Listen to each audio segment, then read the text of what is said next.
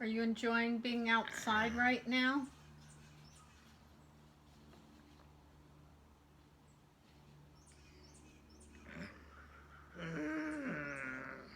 You like being outside.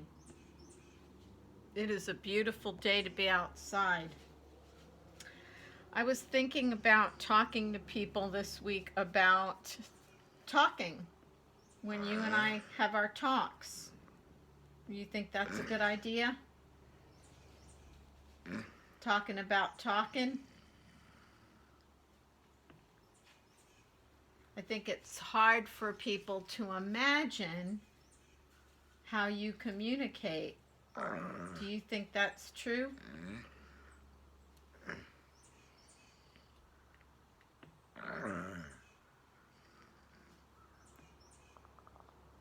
Do you want to help people understand how nonverbal folks like you communicate better?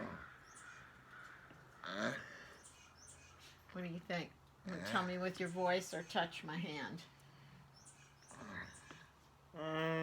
Okay, awesome. So, welcome to Transition Tuesday. I'm Jane. This is Joe. Today we are taking the time.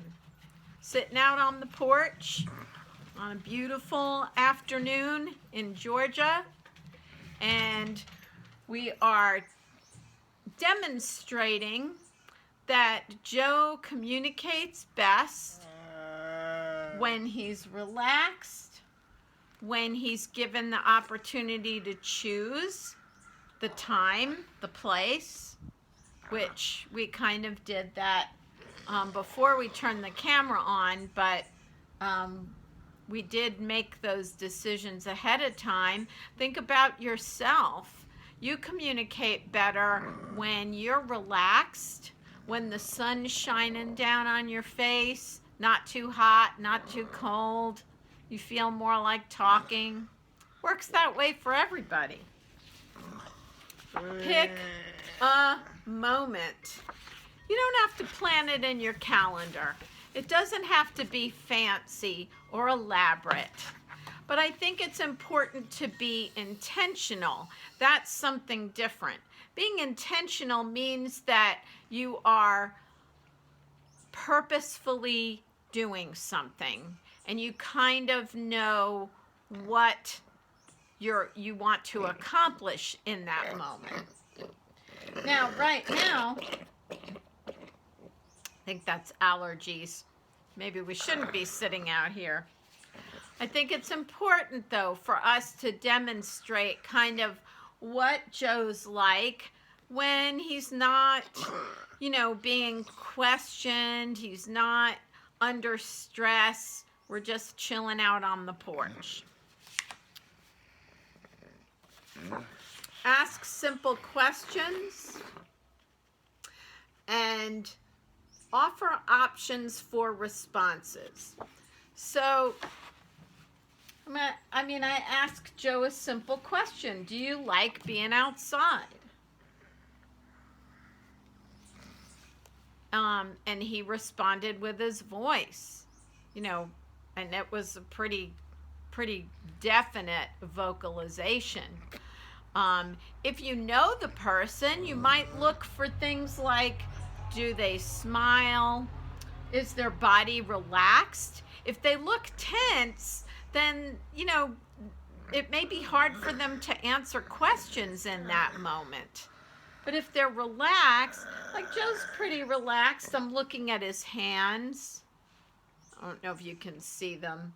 His hands are not clenched. His hands are closed because that's his normal CP hand position, but they're not tight. They're kind of loosey-goosey. He's breathing calmly. He looks relaxed and chill. So that tells me that when I ask him a question, I'm probably going to get an answer, and I'll probably get an answer that he's, pretty confident about because he's feeling good.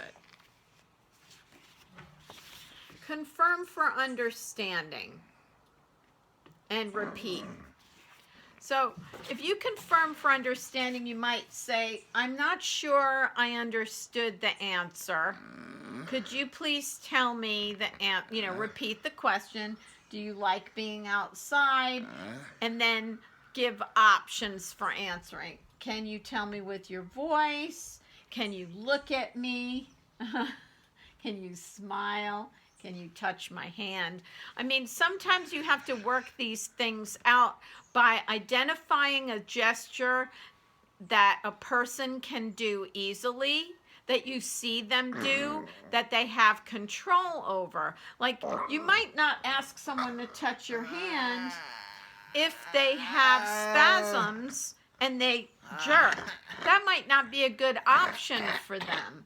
We've developed this system with Joe over time and really have started with giving Joe choices and encouraging him to use his voice. We didn't just start this yesterday and get here. We've been working on this for a long, long time, and Joe is comfortable with this because we've practiced it so much. Keep it short. Now, I'm the worst. You can ask Joe. I will ask him a question, and then I'll ask him a question on top of a question, and then I'll ask him for elaborate answers. And I could tell Joe kind of gives me this look like, oh my gosh, give me a break. And I know I have to stop, think about my question, keep it simple. For example, do you want to stay outside? Do you want to stay out here on the porch?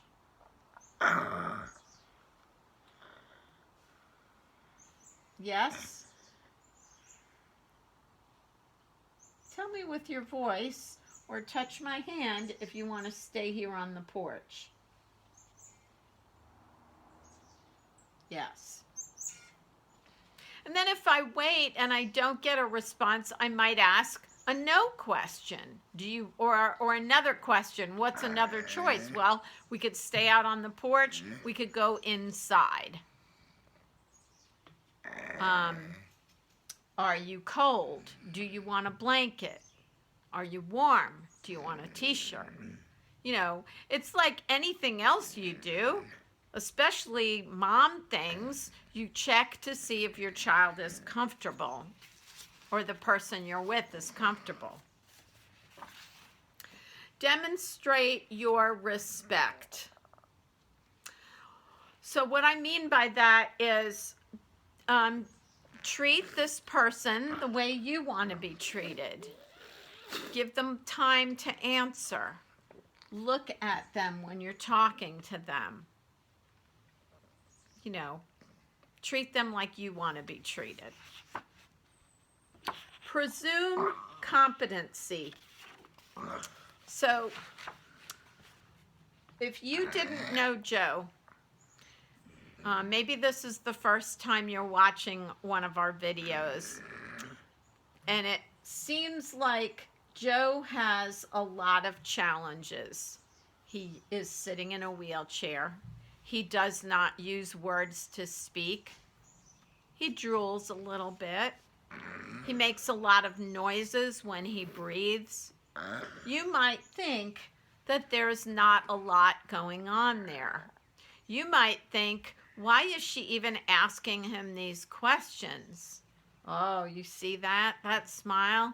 It's because I know that Joe understands what's going around him very well. I know that Joe's a really good listener. I know that Joe has a wicked sense of humor, and he doesn't suffer fools. If somebody talks to him like he's a baby or treats him like he doesn't know what's going on or ignores him completely, he kind of writes you off his list. He's like, okay, I'm not wasting my time with this person. My energy to answer a question is precious energy, and I'm not going to waste it on somebody who isn't worth my time. So presume competency. Don't judge an answer or a response and hold your opinions. Woo, that's a tough one for a mama. Both of those are tough. Because maybe I really want to sit out here and I ask Joe, do you want to stay out on the porch? And he says, doesn't answer. I ask with I follow up question with, do you want to go inside? He says, yes. And I'm bummed out because I really wanted to stay outside. Well, I'm asking him. And it takes a lot of energy and work for him to answer. Now, that doesn't mean that I have to agree with everything. But if we're having a discussion and I'm asking his opinion, then I have to respect his opinion. Now, there are certain times where I will talk at Joe like moms do and say, I really think you need the vitamin D. I think you better stay outside for just 5 more minutes. I mean, that's negotiable. But I think that you have to remember that if you're asking somebody for their opinion, that doesn't necessarily mean that they need to hear your opinion. Relax. You know, if Joe doesn't feel like answering my questions, it's not the end of the world. We're getting to sit here on a beautiful day. We're just going to chill out. And then don't promise. Don't make a promise if you're, like, oh, we're going to go for an airplane ride after this. Well, we're not. And don't flatter. That's part of being nervous. You put things in words that you think the person wants to hear. You don't need to do all that. Just be yourself, relax, enjoy the day, enjoy the moment. Take the time to wait for a response, but you decide what's reasonable. Joe's answering quick today because he's relaxed and he's chill. Sometimes he's nervous when we're on camera, so it takes him a little bit longer to answer. Sometimes he's not sure about the answer, or I'm not asking a good question. So, there's a lot of things about nonverbal communication that you already know because we do a lot of nonverbal communication. You shrug your shoulders, you shake your head, all those kinds of things you intrinsically know because you've been practicing them. Use those skills with a nonverbal person. Take the time and you'll find out some amazing things. So I hope this has been helpful. Please go to our YouTube channel, Transition Tuesdays with Jane and Joe. If you want to reach out to us, we have a Gmail address, transition2s@gmail.com. And check out Joe on the Go. Joe has his own Facebook page that we really haven't promoted very well. We're going to start posting our videos on there too. So we hope that this has been helpful for you today, and we'll see you next time.